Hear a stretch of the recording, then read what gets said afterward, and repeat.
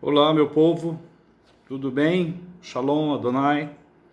Hoje nós vamos continuar com a aula de Teologia do Antigo Testamento, no item 5 da página 36 do livro de Teologia do Antigo Testamento do autor Ralph Smith.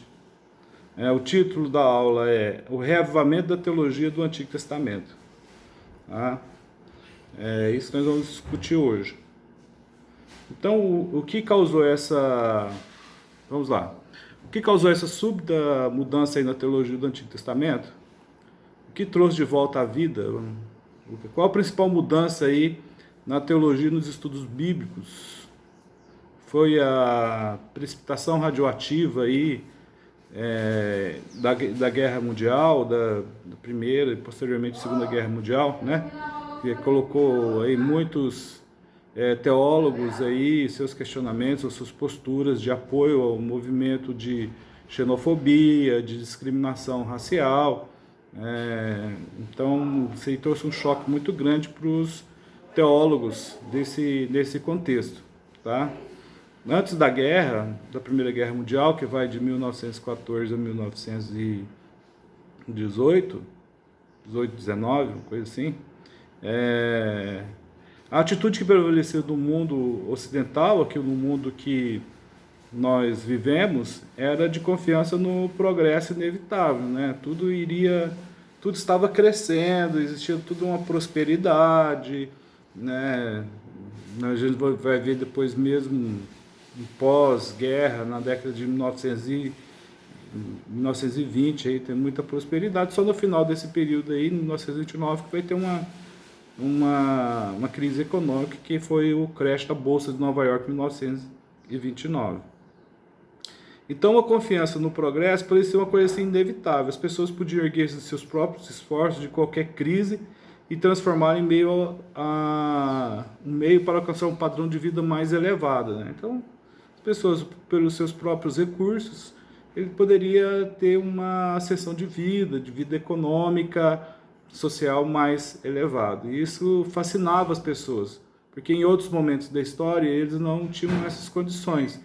Estamos inseridos em um processo de industrialização do mundo ocidental, de industrialização, né, mão de obra assalariada.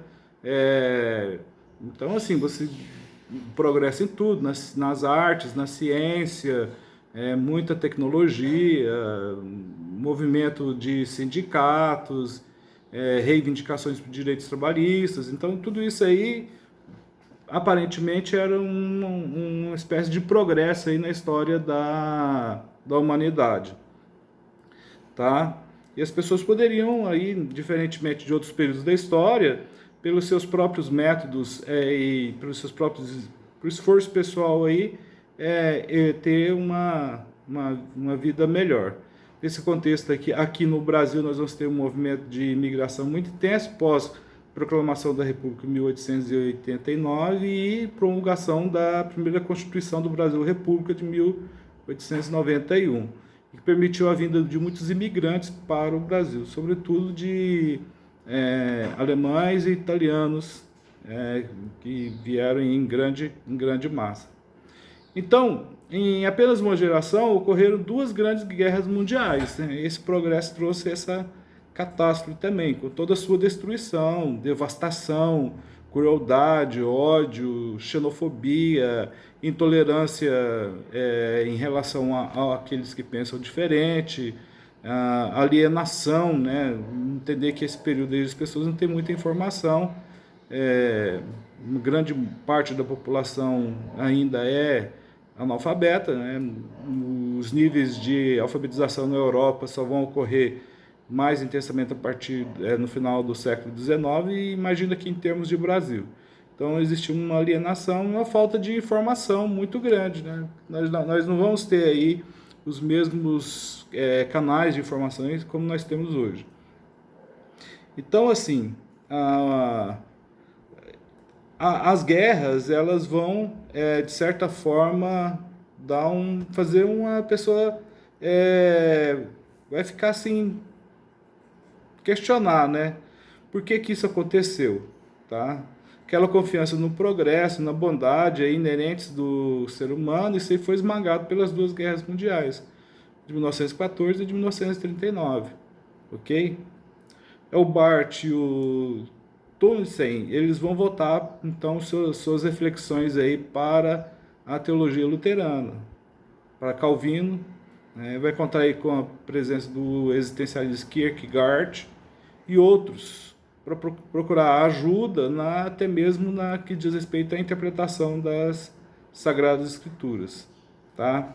Vai surgir aí no movimento teológico chamado Neo-Ortodoxia, né, a partir de 1920, quando o Karl Barth publica seu comentário de a Epístola aos Romanos. Os leitores encontraram imediatamente muitas falhas nos comentários. Ele foi talhado de tal modo rudimentar que Barth começou a reescrever assim que acabou, né? Então, uma reflexão, aí eles viram algumas brechas. Nessas brechas, então, vai acontecer aí o surgimento de uma nova teologia dogmática, de uma nova teologia sistemática. É uma teologia sistemática de cunho neo-ortodoxo, tá? A Bíblia pode se tornar a palavra de Deus. Vamos dizer que quem está postulando aí, influenciando toda essa geração aí do Entre Guerras é o Kierkegaard, quer dizer, que leva muito em consideração a experiência humana. Karl Barth, ele abriu o caminho para que uma nova teologia dogmática que vai influenciar a teologia bíblica imediatamente, né? Se a gente tem um outro momento, outros tipos de teologia dogmática que dela vai sair a teologia bíblica, agora nós vamos ter um novo método, uma nova perspectiva ou corrente teológica que também vai influenciar a teologia sistemática, dogmática. Então, cada corrente dessa vai inaugurar a sua teologia bíblica, por que pareça, né? A gente vai ter os modernistas, os teólogos liberais, que vai dar o pontapé inicial aí para a teologia bíblica, né? E o ortodoxo da mesma forma. E os reformados, né, eles também vão ter aí seus escritores aí para fazerem uma teologia sistemática. A sorte dessas duas disciplinas muitas vezes tem andado de mãos dadas, né? A teologia bíblica tem vivido e morrido, né? Morre, nasce, surge, morre de novo, nasce, surge, entra em crise, né? A teologia bíblica é assim, ela vem, é moda, todo mundo quer, depois ela entra em crise, porque sempre vai ter um movimento contraditório aí entre os pensadores, entre os teólogos que escrevem aí para essa área de conhecimento. A gente sobrevive hoje, por muito tempo, né, da minha geração, o que é a ênfase é a teologia sistemática. Agora parece-me que há uma ênfase maior aí para a teologia bíblica. Existe esse movimento. Até mesmo porque as instituições confessionais querem fazer algo que seja diferente das instituições aí seculares de reconhecimento do governo, aí, principalmente no campo da teologia bíblica, né? Porque a teologia bíblica acaba sendo feita mesmo dentro dos círculos das denominações, né? E que cada denominação vai ter a sua influência aí nessa perspectiva teológica. Todas têm uma influência teológica. Você fala que esse negócio que vai tirar a teologia daí, não existe isso. Dá vontade de rir. Não tem como sair dessa linha, não. Até meio que uma burrice pensar que eu vou excluir a teologia dentro do movimento religioso cristão, porque isso aí é praticamente impossível. Eles mudam as perspectivas, mas a teologia continua existindo. Então a teologia bíblica tem vivido e morrido à sombra da teologia dogmática. O interesse renovado aí da teologia do Antigo Testamento no século passado, aí vai começar a partir de 1921 com o Rudolf Kittel, que falou em Leipzig para um grupo de estudiosos do Antigo Testamento sobre o futuro da ciência do Antigo Testamento. O que o Kittel vai fazer? Ele vai dar ênfase à incapacidade de investigação literária e histórica e vai pedir a elucidação dos valores especificamente religiosos do Antigo Testamento.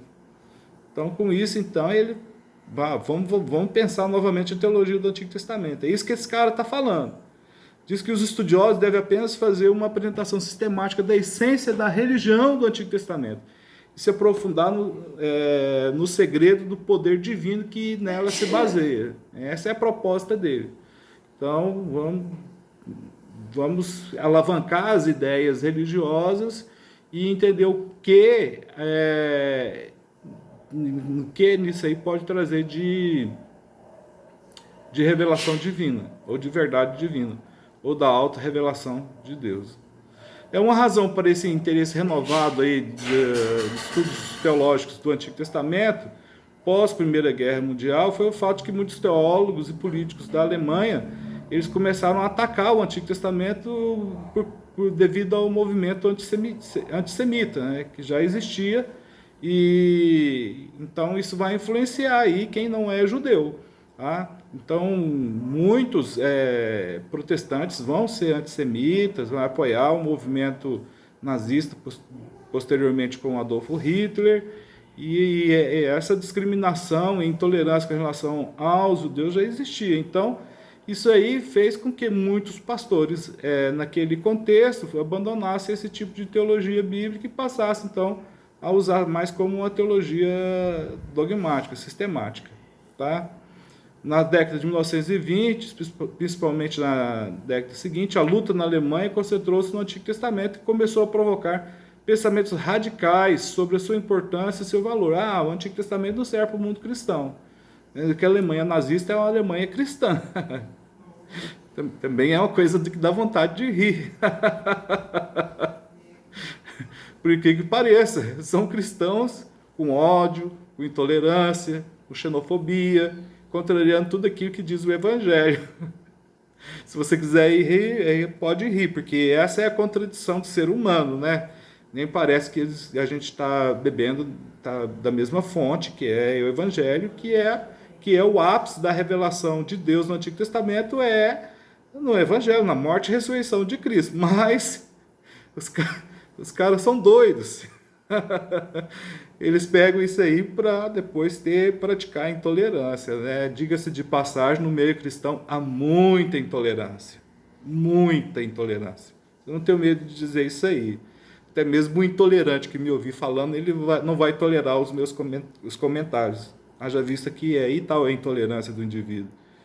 Então, o regime nazista de 1933 a 1945 vai se caracterizar por um movimento de racismo. Utopia. Dá vontade de rir disso. Por quê? Porque isso é uma loucura, gente.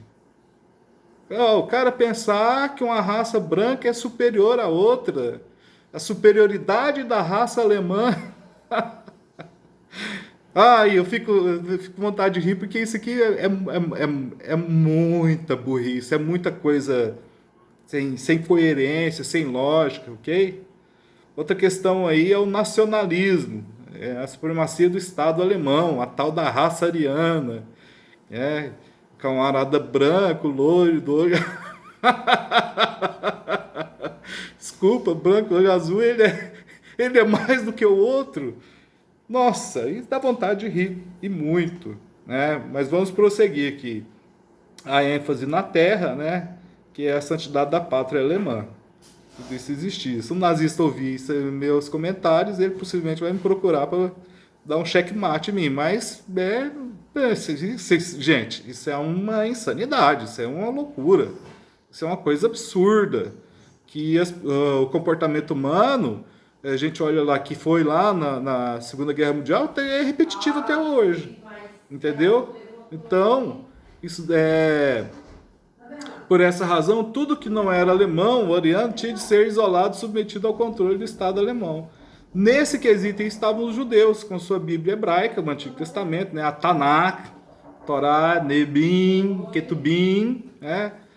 Tornados alvos de extermínio. Até alguns estudiosos cristãos que investaram a sua influência à eliminação dos judeus e do Antigo Testamento. Protestantes apoiaram esse movimento aí do nazismo. O ataque aos judeus pelos nazistas também abrangiu um ataque ao Antigo Testamento, né, e ao cristianismo. Esse ataque levou a uma reação por parte de muitos estudiosos sensíveis às Sagradas Escrituras e a adesão também de muitos líderes cristãos, que passaram a defender o Antigo Testamento como parte integrante do cânon cristão e começaram novamente a concentrar-se na mensagem que o Antigo Testamento tem para as pessoas, como sendo a autorrevelação do único e verdadeiro Deus. Um dos teólogos mais importantes e influentes desse período aí é o Walter Eichrott, né? Inclusive eu tenho uma obra dele aqui. Em casa. Difícil achar onde está aqui no meio de todos esses livros. Estava por aqui. Eu tenho uma obra dele. Eu tenho esse livro. Agora eu não estou achando.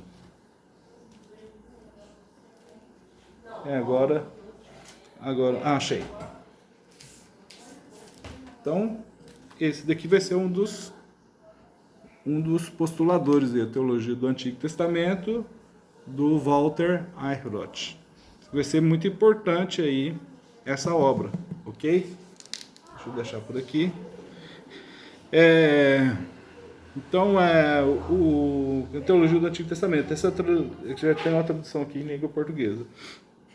Também um outro, Norman Gottwald, essa que ele vai chamar de teologia do Antigo Testamento, do Eichrott, como a obra isolada mais importante do gênero no século XX. Então, essa é uma das obras mais importantes. Ele analisa por perspectiva da aliança, ok?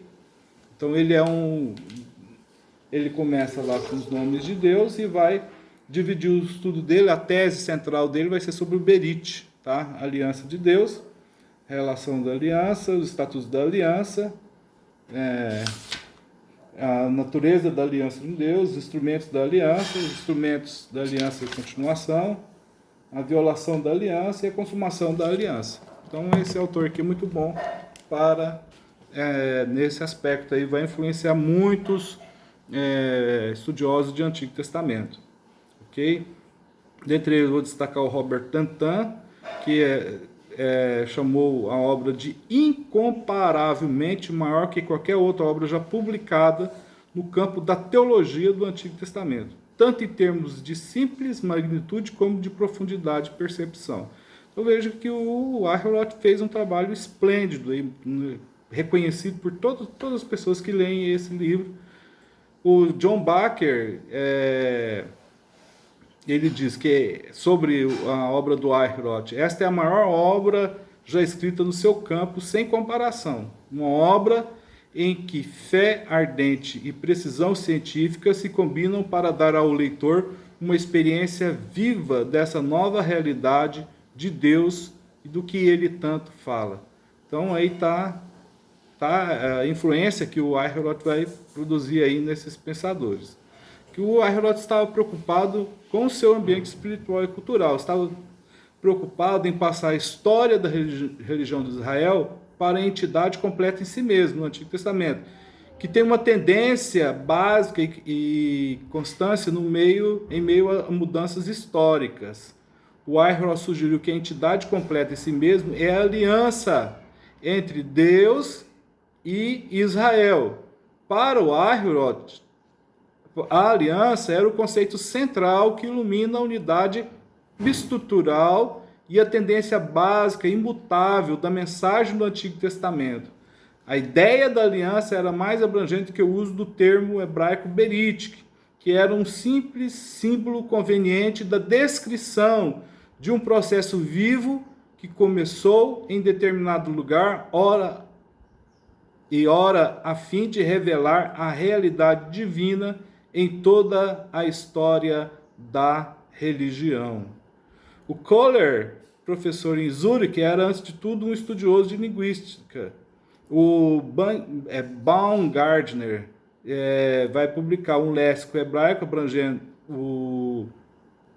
a obra de teologia do Antigo Testamento, sem documentação e está organizado como tópicos de teologia sistemática. A importância do Kohler está em que ele é um linguista e historiador e interrompeu seu trabalho para escrever um manual breve, mais útil, sobre teologia do Antigo Testamento. Dessas obras aí, pessoal, o que mais vai influenciar aí é a do Walter Eichrott, tá? Vamos parar por aqui. Na próxima aula a gente continua discutindo essas questões.